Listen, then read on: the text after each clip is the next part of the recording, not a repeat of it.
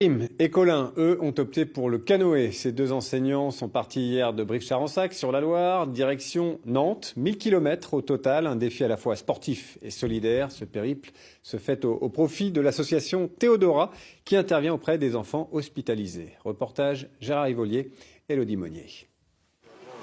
Les voilà partis pour 1000 km de navigation sur la Loire, accompagnés pour les premiers coups de rame par le club de kayak local. On va prendre celui-là, on va le mettre là. Cette aventure, Colin et Karim la préparent depuis plus de 6 mois. On a 20 jours d'autonomie pour pouvoir dormir en tente. On a des karimates, on a des hamacs. Donc on va faire du camping sauvage pendant 20 jours. Après, on n'a que 3 jours d'autonomie au niveau de la nourriture. Il va falloir qu'on s'arrête dans des villes.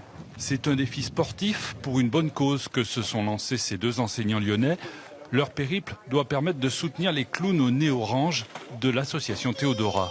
L'association Théodora intervient dans les hôpitaux. Donc c'est pour ça déjà que nous arrivons à Nantes.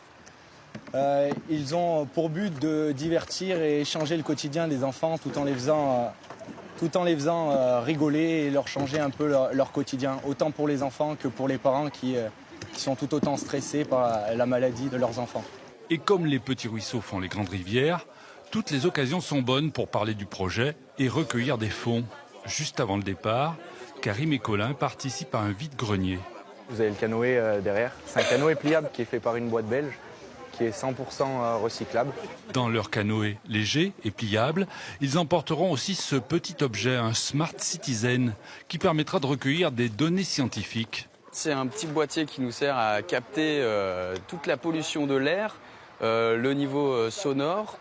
Tout est enregistré sur une carte mémoire et ensuite c'est des informations, des données qu'on va donner au Fab Lab de France qui va pouvoir être utile pour savoir où en est la qualité de l'air sur la Loire. Colin et Karim pensent arriver à destination dans 20 jours.